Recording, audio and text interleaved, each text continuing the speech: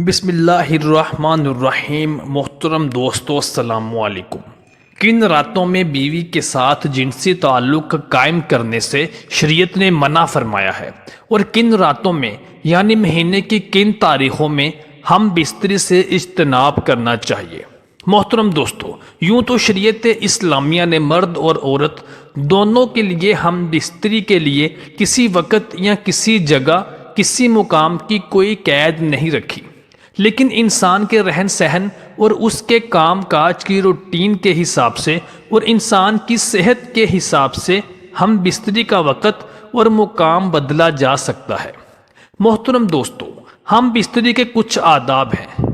اس میں دونوں فریقین یعنی شوہر اور بیوی کا آپس میں باہمی رضامندی اور ذہنی ہم آہنگی کا ہونا بہت ضروری ہے۔ فقہا کرام فرماتے ہیں کہ چاند والی تاریخوں پر مہینے کی پہلی تاریخ، 15ویں اور آخری تاریخ میں نہیں کرنی چاہیے۔ اس کی وجہ یہ ہے کہ فقہا کرام لکھتے ہیں کہ ان 3 دنوں میں یعنی ان 3 تاریخوں میں شیاطین زمین پر بہت زیادہ پھیلے ہوئے ہوتے ہیں، اس وجہ سے اپنی زوجہ سے ان 3 دنوں میں تعلق قائم نہ کریں، اس لیے کہ اگر اب وہ تعلق قائم کریں گے تو ہو سکتا ہے کہ تعلق قائم کرنے کے درمیان شیطان بھی داخل ہو جائے، لہٰذا شیطان کے زیادہ پھیلنے کی وجہ سے ان 3 دنوں میں پرہیز کرنا چاہیے۔ اگر کریں گے تو ناجائز اور حرام نہیں، مگر اسلام نے میانہ روی کا حکم دیا ہے، البتہ جمعہ کی شب کو کریں گے تو مستجب قرار دیا گیا ہے اور اس کا ثواب بھی زیادہ ہے۔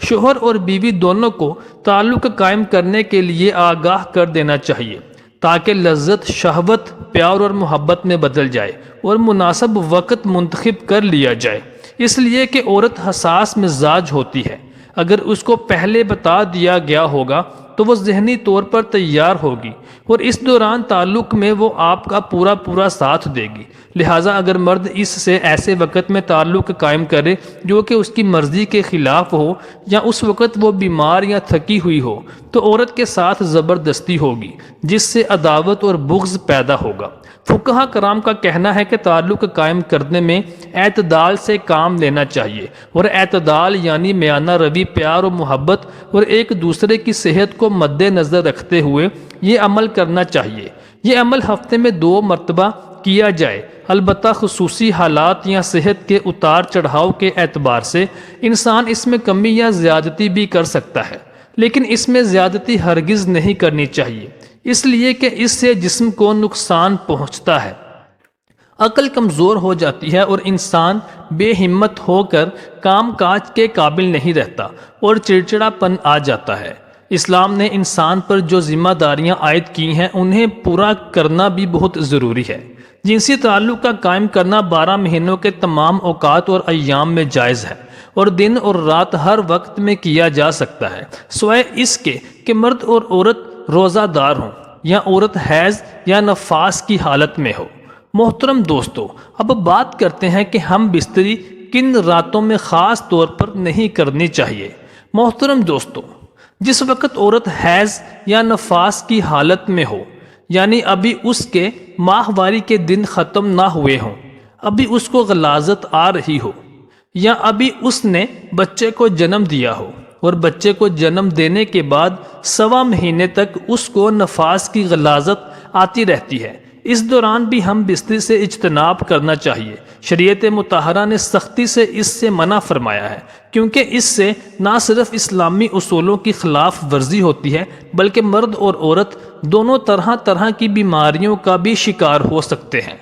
کیونکہ حیض اور نفاس کا خون اور غلاظت بیماری پیدا کر سکتا ہے۔ ابو داؤد اور نسائی کی حدیث میں آتا ہے کہ جو شخص جمعہ کے دن بیوی کو غسل کرنے پہ مجبور کرے، یعنی بیوی سے جنسی تعلق قائم کر کے اسے غسل کرنے پہ مجبور کرے اور خود بھی غسل کرے اور نماز کے لیے جلدی کرے اور اول وقت میں جائے اور کسی سواری پر نہ ہو، پیدل چل کر جائے اور امام کے قریب بیٹھے اور امام کی باتوں کو غور سے سنے اور فضول گوئی نہ کرے، تو اسے ہر قدم اٹھانے پر 1 سال کے روزے اور کھڑے ہو کر نماز پڑھنے کا ثواب ملتا ہے۔ محترم ناظرین کرام، حدیث مبارکہ میں ہے کہ اماں عائشہ رضی اللہ تعالی عنہما نے نبی کریم صلی اللہ علیہ وسلم کی بارگاہ میں عرض کیا، یا رسول اللہ صلی اللہ علیہ وسلم، وہ کون سا وقت ہے جس میں جنسی تعلق قائم کرنا چاہیے؟ اور دوسری بات یہ کہ عورت کو تو ثواب ہے لیکن مردوں کو کیا ثواب ہے؟ حالانکہ یہ حیا کا مسئلہ ہے، لیکن میں اسلام اور حدیث کی روشنی میں یہ بات واضح کر دینا چاہتا ہوں کہ ازدواجی زندگی کیسے گزارنی چاہیے۔ اللہ تعالیٰ کے رسول صلی اللہ علیہ وسلم نے فرمایا، اگر شوہر اپنی بیوی کا ہاتھ پکڑے تو اللہ تبارک و تعالیٰ اس کے نامہ اعمال میں ایک نیکی لکھ دیتے ہیں، اور اگر پیار سے شوہر اپنی بیوی کے گلے میں ہاتھ ڈالتا ہے تو اللہ تبارک و تعالیٰ اس کے نامہ اعمال میں 10 نیکیاں لکھ دیتے ہیں۔ اور شوہر جب اپنی بیوی سے جنسی تعلق قائم کرتا ہے تو دنیا اور جہان سے افضل ہے۔ نبی کریم صلی اللہ علیہ وسلم نے فرمایا، جب شوہر غسل کرتا ہے تو پانی کا ایک ایک قطرہ جو اس کے جسم سے گرتا ہے اور اس کے بال کو مس کرتا ہے تو اس کے جسم پر جتنے بھی بال ہیں ان سب بالوں کے برابر اللہ تبارک و تعالیٰ اسے نیکیاں عطا فرماتے ہیں، اور اس کے نامہ اعمال میں بھی نیکیاں لکھی جاتی ہیں، اور اس کے بال کے برابر اس کے گناہ معاف کر دیے جاتے ہیں، اور اس کے درجات کو بلند کر دیا جاتا ہے۔ اس کے بعد رسول خدا صلی اللہ علیہ وآلہ وسلم نے ارشاد فرمایا کہ جو شوہر غسل کرتا ہے تو وہ دنیا جہان سے افضل ہے۔ اس کا مطلب یہ ہے کہ اللہ تبارک و تعالیٰ اسے ہر وہ چیز عطا کرتے ہیں جو دنیا اور جہان سے افضل ہو۔ اللہ تعالیٰ کے رسول صلی اللہ علیہ وآلہ وسلم فرماتے ہیں کہ اللہ تبارک و تعالیٰ تمام فرشتوں کو جمع کر کے ان کے درمیان فخر کرتے ہیں کہ دیکھو،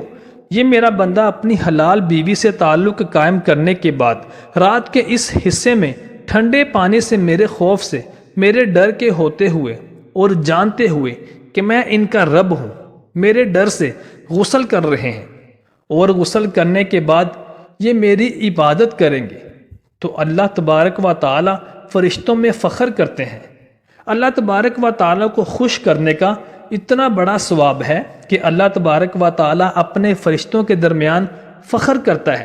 کہ میرا بندہ اپنی بیوی کو خوش کرنے کے بعد رات کے اس حصے میں میرے ڈر اور خوف کی وجہ سے غسل جنابت کر رہا ہے تاکہ وہ پاک صاف ہو کر میری عبادت کر سکے اور خود کو پاک کر سکے۔ اس کے بعد نبی کریم صلی اللہ علیہ وسلم نے بات کو آگے بڑھاتے ہوئے فرمایا کہ اللہ پاک اپنے تمام فرشتوں کو گواہ بنا کر کہتا ہے کہ میں نے اس کے تمام گناہوں کو معاف کر دیا، میں نے اسے بخش دیا۔ جو خاوند ہم بستری کے علاوہ اپنی بیوی کے پاس نہیں سوتے تو وہ سن لیں کہ نبی کریم صلی اللہ علیہ وسلم نے ارشاد فرمایا، تمہاری بیوی حیض سے ہو یا ہم بستری کی غرض نہ بھی ہو تو بھی اپنی بیوی کے ساتھ رات کو سو کر بسر کرو، اس لیے کہ جب اپنی بیوی کے ساتھ رات گزارتے ہیں تو اسے ہمت ملتی ہے، اسے خوشی اور فرحت ملتی ہے، کیونکہ خوشی میں صحت ہے، اور جب وہ صحت ہوگی تو پیار محبت ہوگا۔ جب آپ کی بیوی خوش ہوگی تو اللہ کے رسول صلی اللہ علیہ وسلم فرماتے ہیں کہ ادھر ادھر سونے سے افضل یہ ہے کہ اپنی بیوی کے ساتھ سوئیں، کیونکہ بیوی کے ساتھ سونا انبیاء کرام علیہ اجمعین السلام کی سنتوں میں سے ایک سنت ہے۔ محترم دوستو، اب بات کرتے ہیں کہ ہم بستری کا وقت بہترین کون سا ہے، کون سے دن کرنی چاہیے اور کون کون سے دن نہیں کرنی چاہیے۔ ہم بستری کی اتنی بڑی فضیلت ہے، سنت یہ ہے کہ ہم بستری جمعہ کی شب یا جمعہ کے دن کرنی چاہیے، اس لیے کہ امام بخاری اور نبی صلی اللہ علیہ وسلم سے روایت کرتے ہیں کہ آپ صلی اللہ علیہ وسلم نے ارشاد فرمایا، جو شخص جمعہ کے دن غسل جنابت کرے تو وہ مردانگی میں رہتا ہے اور پھر نماز کو جائے تو ایسا ہے گویا اس نے اونٹ کا صدقہ کیا۔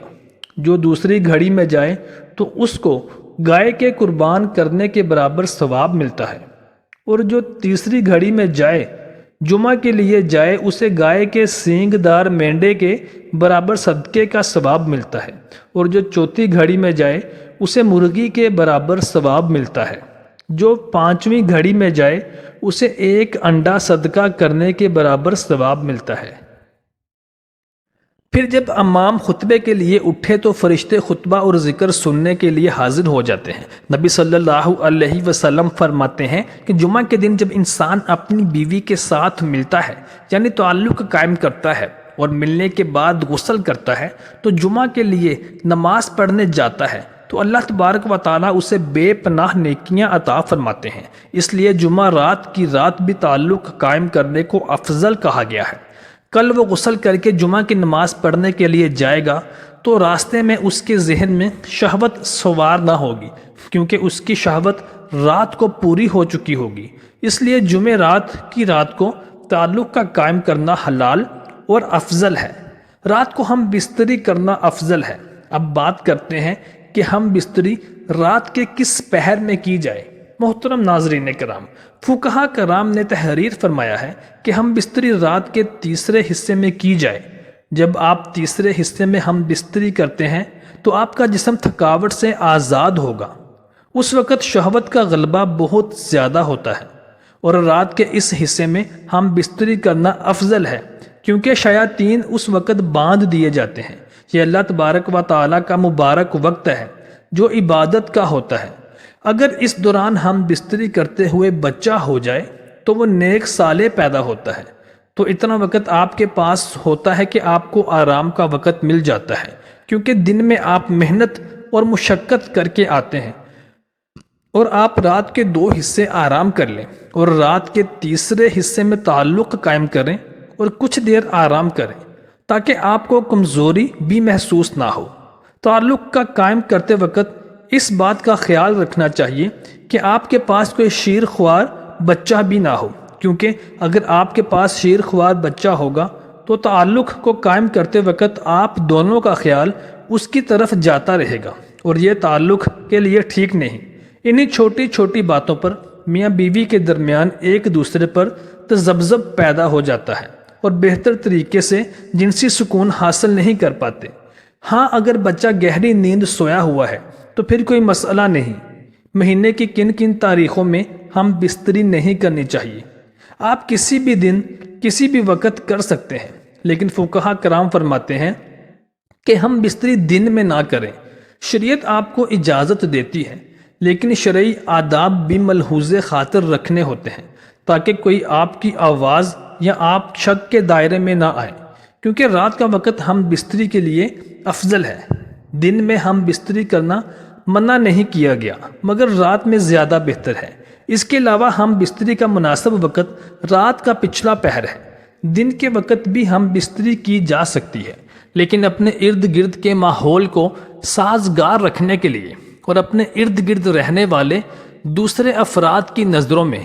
شک میں آئے بغیر ہم بستری کرنے کے لیے رات کا پچھلا پہر بے حد مناسب ہے، کیونکہ اس وقت ایک تو انسان نے اپنے 2 پہروں میں نیند پوری کر لی ہوتی ہے، تھکاوٹ اتر چکی ہوتی ہے، اور تیسرے پہر میں شیاطین کا غلبہ بھی کم ہوتا ہے۔ پھر فجر سے کچھ دیر پہلے کا وقت ہم بستری کے لیے نہایت مفید اور مناسب وقت ہوتا ہے۔ اس وقت انسان کی طبیعت بھی خشاش بشاش ہوتی ہے اور انسان تھکاوٹ سے بھی آزاد ہو چکا ہوتا ہے، اور اس طرح سے اس وقت انسان کے ساتھ رہنے والے دیگر گھر کے افراد بھی اس وقت آرام کر رہے ہوتے ہیں اور کسی کا دھیان ان کی طرف نہیں جاتا۔ محترم دوستو، اب بات کرتے ہیں کہ ہم بستری کے لیے کون سا دن نہایت مناسب اور مفید ہے۔ محترم دوستو، یوں تو اسلام نے کسی بھی دن ہم بستری سے نہیں روکا، لیکن جمعرات کی رات کو ہم بستری کرنا نہایت فضیلت کا باعث ہے، کیونکہ جمعرات کی رات ہم بستری کرنے کے سب سے بڑے بے شمار فوائد میں سے ایک بڑا فائدہ یہ ہے کہ انسان اگلے دن حشاش بشاش ہو کر شہوت سے پاک ہو کر نماز جمعہ کے لیے مسجد میں حاضر ہوتا ہے۔ اللہ تعالیٰ جب انسان کو غسل جنابت کرتے ہوئے پاتا ہے تو اپنے فرشتوں سے کہتا ہے، دیکھو میرے اس بندے نے میرے ڈر سے صبح کو اٹھ کر ٹھنڈے پانی سے غسل کیا ہے، گواہ ہو جاؤ کہ میں نے اس کے تمام گناہوں کو معاف کر دیا ہے۔ محترم دوستو، اللہ تعالیٰ سے دعا ہے کہ ہمیں اسلام کو سمجھنے کی توفیق عطا فرمائے۔